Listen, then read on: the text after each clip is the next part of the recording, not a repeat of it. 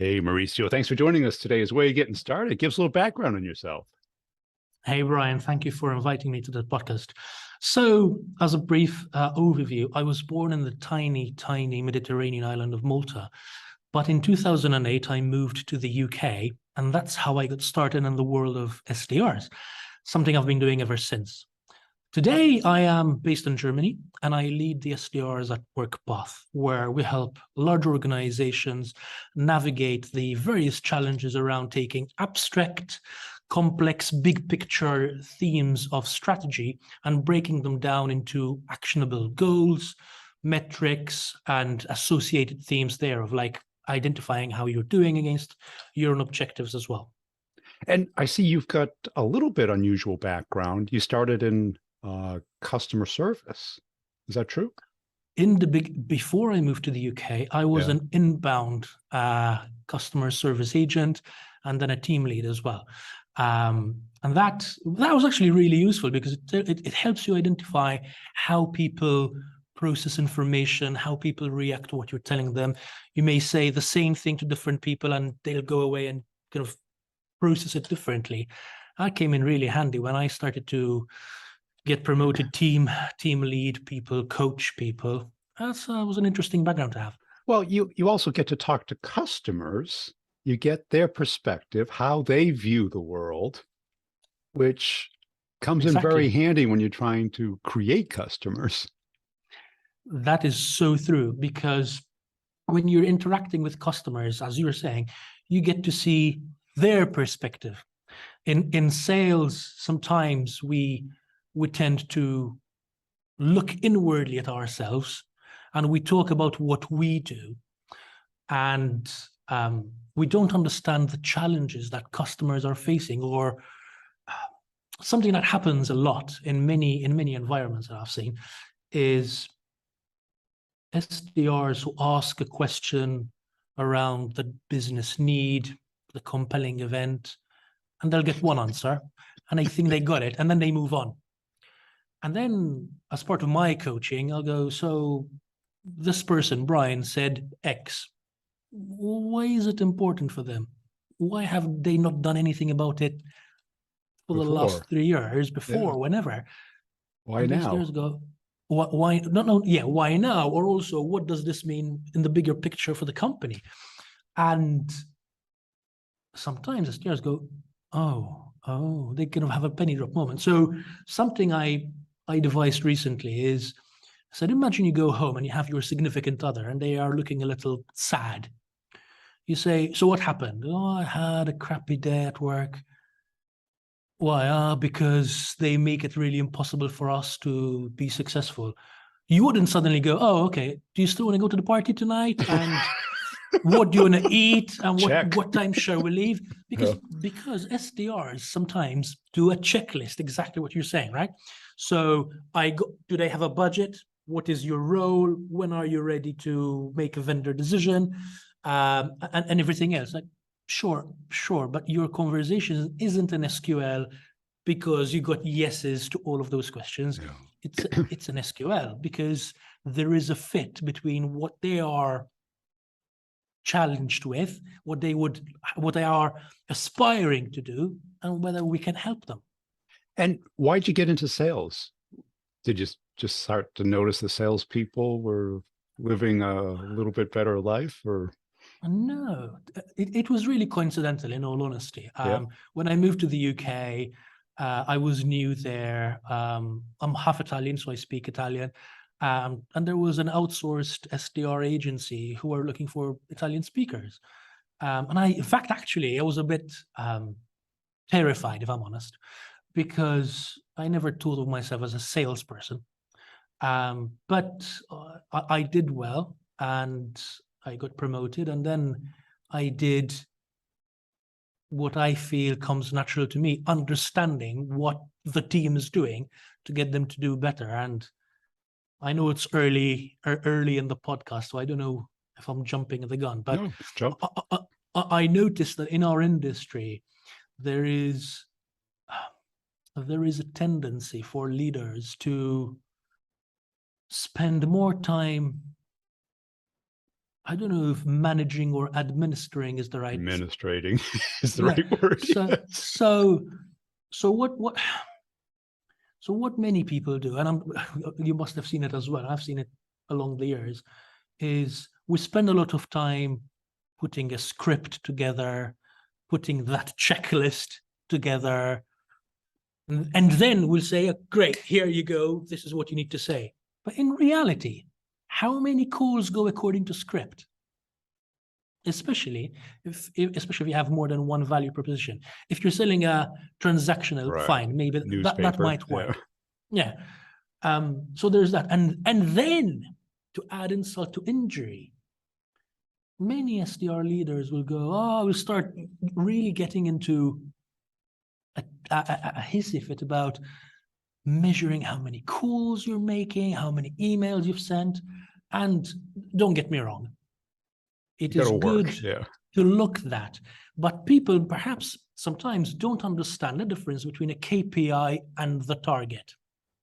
So from my perspective, if someone doesn't know what they're doing and they're doing 15 calls a day, asking them to do 60 calls a day, it just means they're going to be 4 times as confused.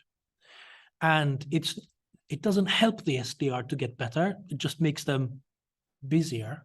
And we don't hire reps to be busy. No, we hire reps to generate pipe. Yes. So the thing is this: how is getting them to make more calls or send more emails helping them get better at the job? And how does that make us good leaders? So the answer is it's very time intensive. It really eats up a lot of the day. Yeah. But if you sit with someone, and forgive me, I'll just finish this point. If you sit with someone and say, hey, how did that call go? Or shadow them, you can sit with them and say, hey, do you remember when the customer said X and you responded with Y? That's why you lost the call. Or if you phrase that question differently, or if you ask that question a little earlier, suddenly they'll go and make the next call, and the next call will get better. Yeah. I think that is the distinction between great leadership and really sales admin, because anybody can tell you to go from 16 to 60 calls. And there's a lot of leaders out there that think that well, that's good practice at doing it the wrong way. I don't think people get better doing bad things. And then, but also, and it's a disservice for both the reps and us, because SDRs get better when they know what they're doing. So what I do is I know this is not a popular opinion to have, but this isn't a popularity contest anyway. So I don't believe in scripts. I'll invest a lot of time during onboarding, role plays, examples, analogies, and where I tell or I show and I coach the SDRs what they're trying to achieve on the call. Yes. Because that way, if you know what your North Star is, to use the cliche, you can get the call back. But if you have a set of questions, we go, which of these questions will help me take it back? None. Well, yeah, because if you do the script, the natural thing people are going to do is say, I said the script exactly. Exactly. And then there are people where I said the script exactly and got nowhere. And then there are situations where even if someone is hitting their number of calls, and I'll say it for the second time, we don't hire them to be busy. We hire them to be effective. But anyway,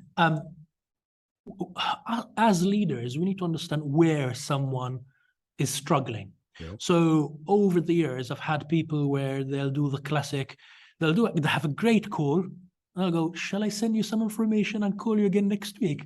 You could have easily closed that call. You've identified what the challenge is. Or I had a colleague very early on in my career where they had a rep in their team and she was hitting the number and exceeding it, but not getting any SQLs. And this guy was at a loss. She's doing calls, her connects are great, yes, but have you identified what she's doing? And it took me, and I don't mean this as a brag, it took me 20 minutes to identify you're having great calls, you're just calling the wrong persona. How does making them busier help that rep? And or it could be anything really. How have you gotten support for this approach upward? Because downward clearly would work, but a lot of people upward love the metrics, the busyness, the activity, and assume that the skill is there, that the North Star is the direction they're going towards. In all honesty, it's an uphill struggle. It is. And what I usually do is, in all honesty, is I still do what I do, and then I'll show, and then I'll compare the numbers. Like, my team has done fewer calls than another team in another region. I'm based in Europe, for example, but they've had higher results. And that's hard to argue against, because then you can say they're having better conversations. And the kind of, I wouldn't say people will admit that it's not important to hire, it's not important to measure that kind of metric. But when you show that, your metric is better, another metric is better, ultimately we're all targeted with generating pipe, as I said. So right. If I'm hitting the big number, I don't mind being in an uncomfortable position, beat up a little, because I'm still hitting my number. And how would you characterize the very best salespeople that you've worked with? What skills, what distinctions are there? Yeah. So there are quite a few, but I think the top three are the following. As an SDR, but also as a salesperson, as an AA, make every interaction about the customer. Yeah. So there's a lot of incidences where on a call say, hey, can you tell me, or they'll ask a question which is important to you as an SDR because it helps you get the meeting, because you're paid on meetings. But how does this help the customer? So there is that. So what I do again, what I do is I coach with my team to phrase their conversations in a way that this is so you can understand if it's worth your time spending another 30 minutes with my colleague. So there's number one. Number two would be speak their language, and we touched on this at the beginning. Telling them about how using lots of marketing terms, buzzwords. People, but that's the company's fault, right? That the sales rep, because they go to sales training and the marketing team comes in and they're like, we help the Fortune 500 digitally transform their future. And you're like, what does that mean? So how do I combat that? There are times where you have to raise it with senior management and say, are the language we speak and the language the market speaks, they're different. I'm not saying we don't do what we say we do, but people don't wake up in the morning thinking, oh, I want to find a tool for digital transformation. They wake up in the morning thinking, oh God, last night, another day. All I thought about is X. I can't do this. I can't have visibility of the other. How do I get that? Then talk about that. So there is that.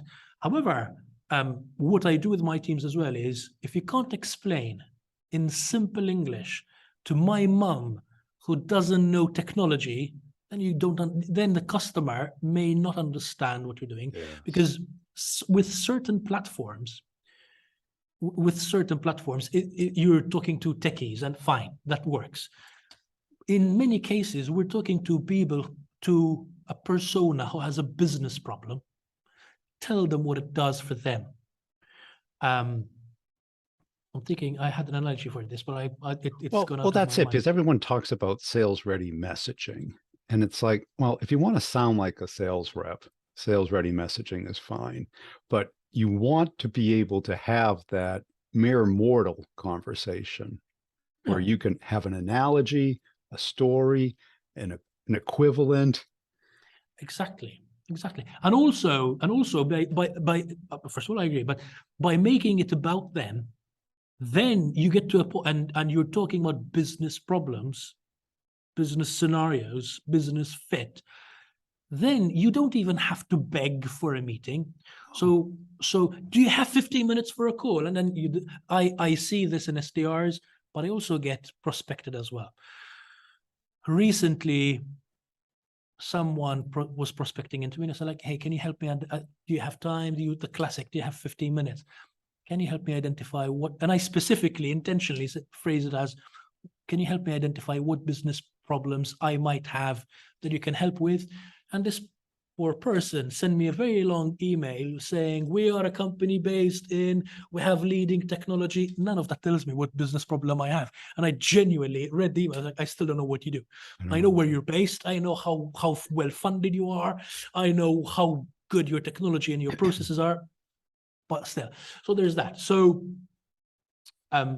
recently, sorry, going off, I'm shifting a lot. I had one of my SDRs ask me, hey, I'm thinking, should I put my link to my calendar as part of the body of the text or as part of the signature? Or an extra bonus.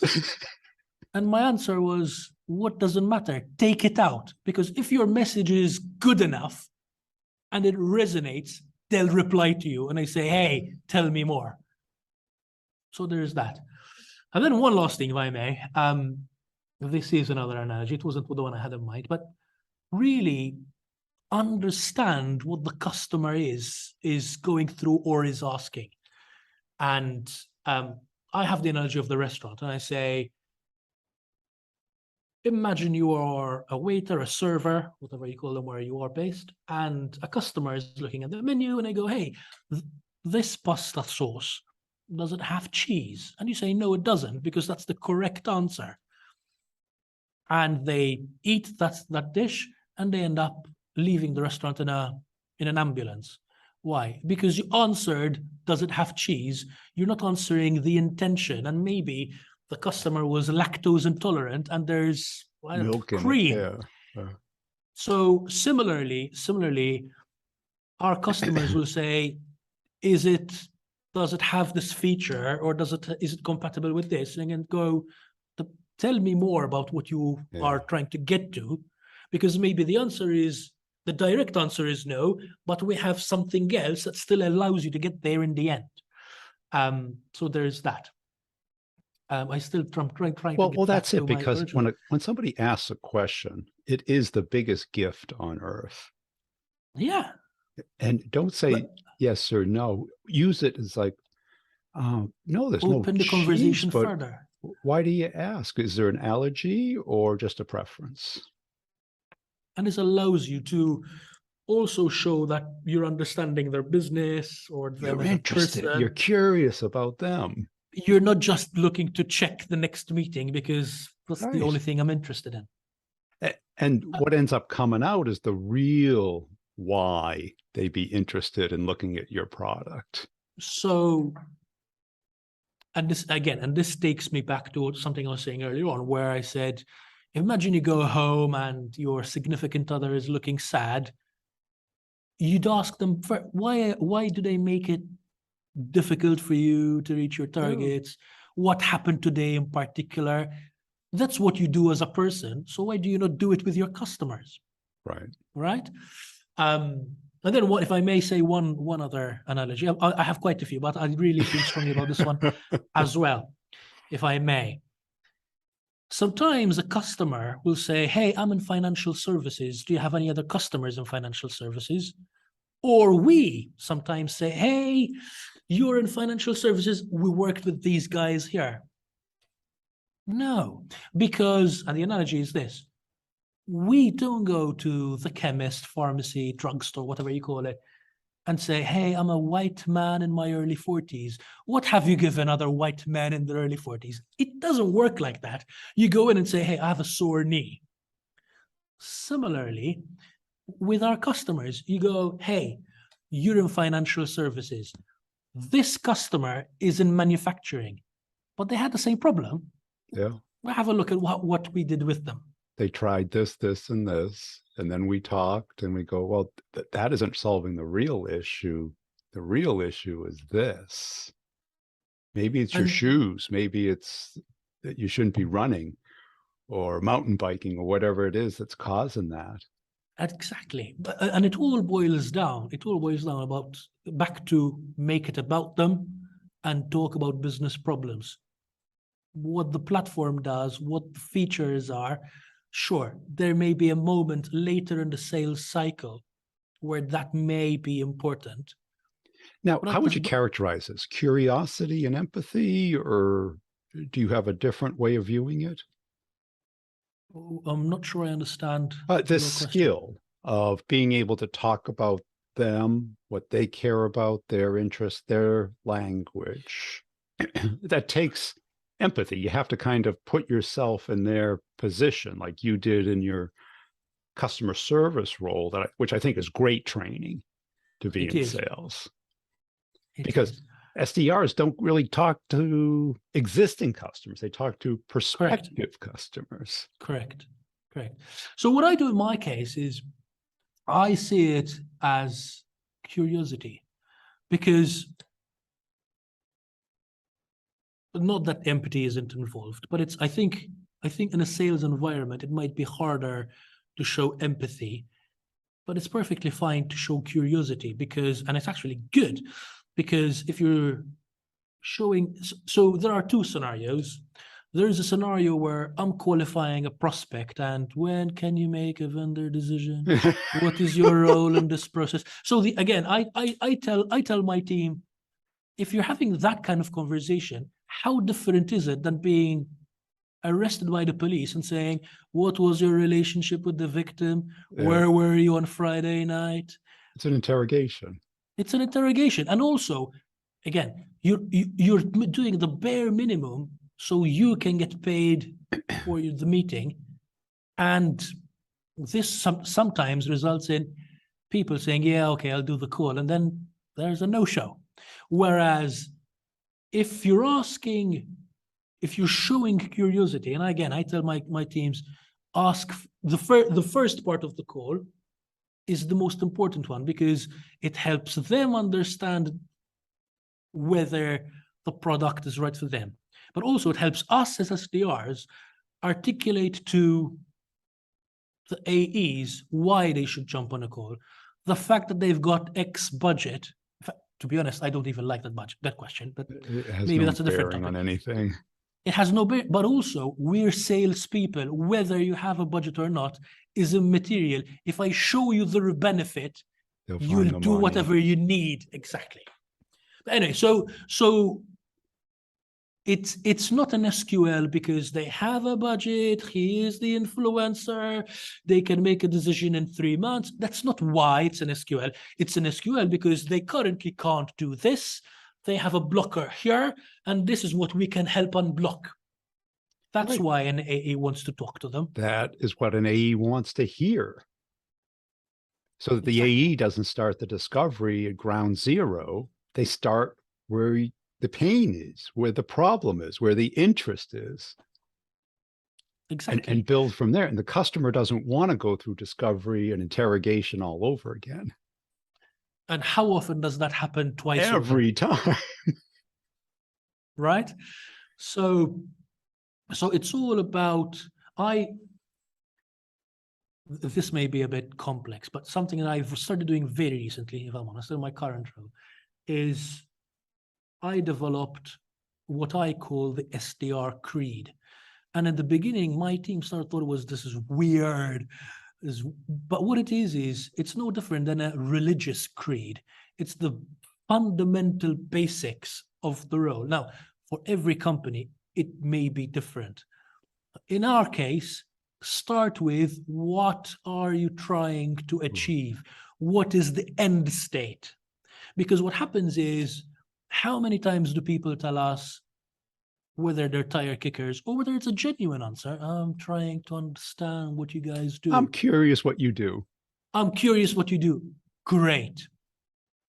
Let's assume you knew what we do. I'm not even going to go into it. Let's assume you knew it. What does it need to do for you to decide, do you know what? I need to talk to these guys further. Yeah. Again, what's the business problem or the business scenario you need to get to? I am unable to X. I would like to do X. And that's it, because a lot of prospects either don't know or don't know how to articulate that. So if the SDR doesn't dig and maybe give analogies or examples or specific symptom questions about what they're running into, you stay at the, what is it? How's it work? What's it cost? Or let me send you some information. I'll call you next week. Right. Right. And that's why I say curiosity, because, you know, someone has taken time to watch a webinar, download a document, visit your website. Which one of us in today's day and age has time to do something like that just for fun? If we're doing it, there's a reason. There's something. There's something behind it. And I'm not saying you have to, it doesn't necessarily mean that we are the right platform for you, but let's figure it out together. Right. Let's have a conversation. Let's have a conversation. Yeah. So the way I phrase it with my guys is, I spend a lot of time with my guys, even though I should be spending more time building the structure, but that's okay. I tell them my role as an SDR, this isn't the SDR creed, by the way, but our role as an SDR is to identify if we can help them. Yes. And then the AE can show them how we can help them. But if you don't understand what they are trying to do, you can't understand if you can help them. Right. They're just window shopping then. Exactly.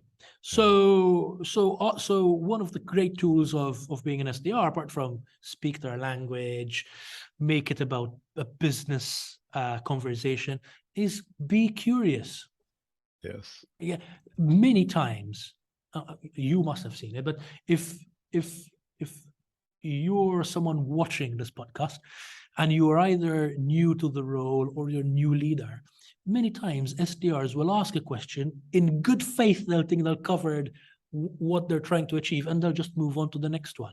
Right. They need to be asking further and describe in detail what their problem is. I had an SDR a few years ago now. I was still living in the UK back then, where I was working at an organization which helped with digitizing paperwork and automate processes and all that stuff.